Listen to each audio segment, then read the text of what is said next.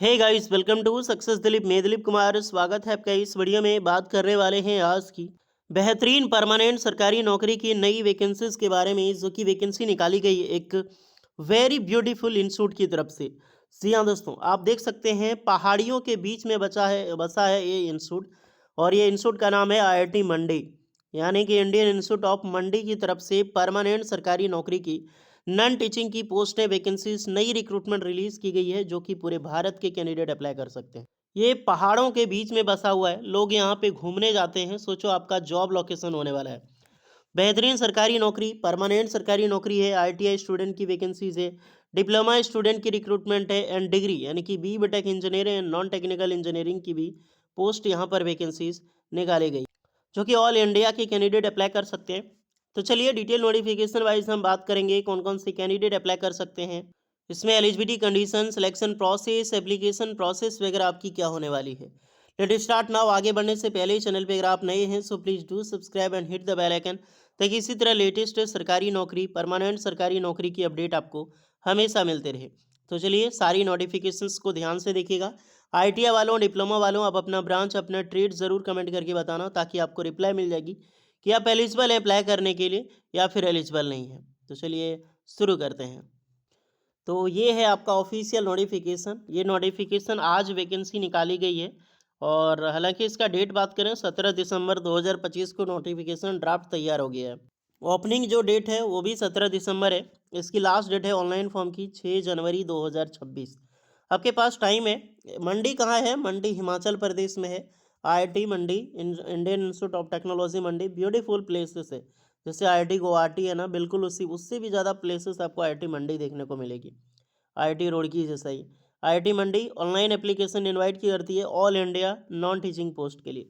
बहुत सारी वैकेंसीज है, बहुत सारी पोस्ट के लिए वैकेंसीज है। अगर देखा जाए टोटल 18 प्रकार की यहाँ पर पोस्टें निकाली गई है। सब कुछ हम बात करेंगे। तो पहली पोस्ट आप देख सकते हैं जूनियर लेबोरेटरी असिस्टेंट।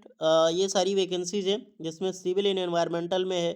फिर आपको यही आपकी JLA की रिक्रूटमेंट टेक्निकल स्कूल सिविल में मिल जाएगी। केमिकल साइंस में पोस्ट है, फिजिकल साइंस में। फिर आपका मैकेनिकल एंड मटेरियल इंजीनियरिंग या फिर मटेरियल साइंस में हो गई। Mechanical same branches, mechanical engineering, laboratory assistant technical में computer engineering and control system. फिर आपकी कंप्यूटिंग में पोस्ट है। लेबोरेटरी असिस्टेंट की आपको ये देखने को मिलेगी। ये जितनी भी सारी वैकेंसीज है, सारी पोस्ट है जूनियर लेबोरेटरी असिस्टेंट। इसी में ITI डिप्लोमा डिग्री अलग अलग फेसेस में अप्लाई करेंगे।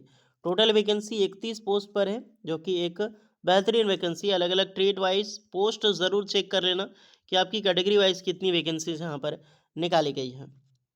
चले आते हैं वैकेंसीज में। तो पहली पोस्ट है जूनियर लेबोरेटरी असिस्टेंट टेक्निकल, जो school of civil and environmental engineering. तो ITI आपने सिविल इंजीनियरिंग से किया है, या फिर आपने डिप्लोमा सिविल इंजीनियरिंग से किया है प्लस 2 साल का एक्सपीरियंस।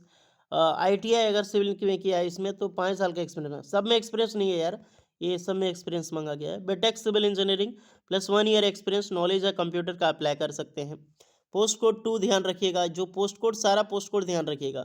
फिर आपका टेक्निकल स्कूल सिविल एनवायरमेंटल में, तो इसमें BSc मांगा गया है। फिर यहाँ पर टेक्निकल स्कूल में इसमें भी BSc प्लस 2 ईयर का एक्सपीरियंस रखा गया है। देन आपकी junior laboratory assistant school of physical science में, यहाँ पर BSc चाहिए फिजिक्स साइंस में, इलेक्ट्रॉनिक्स में। एटलीस्ट 1 ईयर का एक्सपीरियंस चाहिए 2 साल का है लेकिन 1 ईयर भी है चलेगा। फिर आपका टेक्निकल मैकेनिकल इंजीनियरिंग में है, तो ये पोस्ट है ITI वालों, डिप्लोमा और BTech के लिए। तो ITI आपने किया है material science, metallurgical, mechanical engineering, यानी ब्रांच आपका सेम होनी चाहिए, ध्यान रखें। फिर अदरवाइज डिप्लोमा आपने किया है मटेरियल साइंस, मेटलर्जिकल या फिर मैकेनिकल में, या फिर आपने BTech किया है तो अप्लाई कर सकते हैं, बट यहाँ पर भी एक्सपीरियंस कंपलसरी होगा।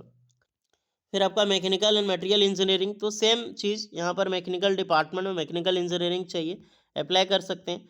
फिर आपका junior laboratory assistant computing electrical, तो ITI electrical engineering, electrical electronics engineering, electronics and communications engineering, electronic and instrumentation control. तो ये सब समझ पा रहे हो ना? ITI इलेक्ट्रिकल इलेक्ट्रिशियंस हो गया, इलेक्ट्रॉनिक मैकेनिक हो गया, इलेक्ट्रॉनिक्स हो गया जो इलेक्ट्रॉनिक्स की ट्रेड आती है, एंड जो इंस्ट्रूमेंट मैकेनिक हो गया, ये सारे अप्लाई कर सकते हैं। ओके, डिप्लोमा वाले सेम ब्रांच के कैंडिडेट यहाँ पर मेंशन है। फिर आपकी यहाँ पर टेक्निकल में बात करें इलेक्ट्रिकल, तो ITI कंप्यूटर साइंस इंजीनियरिंग, जो कोपा की ट्रेड है। एक्सपीरियंस यहाँ पर सब में होगा। Diploma BTech science, computer science या फिर IT के फील्ड वाले भी अप्लाई कर सकते हैं। कंप्यूटिंग सेम चीज़ यहाँ पर होगा, इलेक्ट्रॉनिक कम्युनिकेशंस इन इंस्ट्रूमेंटेशन वीएलएसआई जो टेक्नोलॉजी है, डिप्लोमा इलेक्ट्रॉनिक कम्युनिकेशन इंस्ट्रूमेंटेशन वाले या फिर बीटेक इलेक्ट्रॉनिक कम्युनिकेशंस बीटेक वाली, बट एक्सपीरियंस चाहिए यार।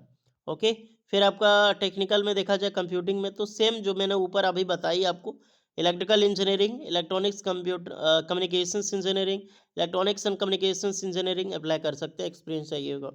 सेम चीज़ यहाँ पर भी इलेक्ट्रिकल इलेक्ट्रॉनिक्स वाले अप्लाई करेंगे। फिर आपका लेबोरेटरी में school of bio science and bio engineering की है, तो डिप्लोमा आपने किया है रेलेवेंट इंजीनियरिंग डिसिप्लिन से अप्लाई कर सकते हैं, जैसे कि आपने बायो इंस्ट्रूमेंटेशन बायो इंजीनियरिंग्स में किया है या फिर आपने बैचलर डिग्री किया है, वो भी अप्लाई कर सकते हैं, मात्र 2 साल का एक्सपीरियंस है। फिर आपका टेक्निकल में सिविल आ गया, सिविल कंस्ट्रक्शंस वाले सिविल इंजीनियरिंग वाले अप्लाई कर सकते हैं। Technical constructions maintenance ITI electrical engineering civil में एंड डिप्लोमा इलेक्ट्रिकल या फिर बीटेक इलेक्ट्रिकल। फिर आपका टेक्निकल मटेरियल साइंस में 3 ईयर की regular diploma CS and ID से किया है, अप्लाई करें। फिर आपका कंप्यूटिंग एजुकेशन सीसीई आपने किया है तो वो भी अप्लाई कर सकते हैं। ओके, देन आपको मैकेनिकल मेंटेनेंस तो आईटीआई इलेक्ट्रिकल 5 ईयर एक्सपीरियंस, जो आपने देखा एक्सपीरियंस, एक्सपीरियंस तो ज़रूरी हो गया यार, एक्सपीरियंस यहाँ पर कंपलसरी है अप्लाई करने के लिए। सभी पद जो है भारत प्रौद्योगिकी संस्थान मंडी हिमाचल प्रदेश में है, यहीं पर आपको जॉब मिलेगी, जो आपका टेनेबल इन आईआईटी पोस्ट अटेनेबल होने वाला है। प्रारंभ में सभी परीक्षाविद और अलग अलग संस्थान भी पहुँच, अलग अलग ट्रेनिंग जगह हो सकता है, ऑनलाइन आवेदन कर सकते हैं।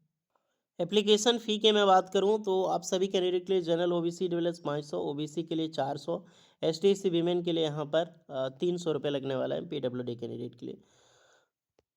एज लिमिट 18 से 30 साल होगा, बाकी बाद एज रिलैक्सेशन सारे कैंडिडेट को मिलेगी। फॉर एसटी वालों को 5 एंड ओबीसी वालों को 3 ईयर्स का।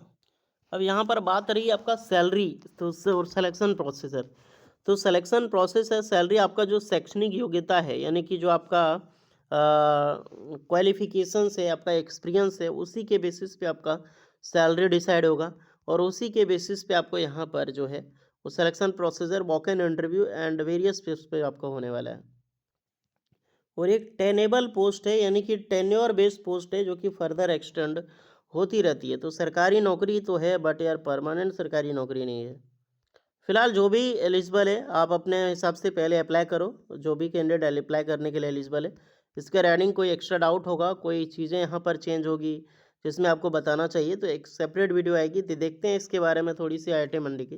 देखो लोकेशन तो बहुत ब्यूटीफुल है यार, लेकिन अप्लाई करने के लिए इतना सारा रिस्ट्रिक्शंस है ना, ये मत पूछो। एक तो एक्सपीरियंस, दूसरा ये पोस्ट एनेबल है तो सरकारी नौकरी, और सैलरी डिस्क्लोज नहीं है कि आपको सैलरी यहाँ पर कितनी मिलेगी।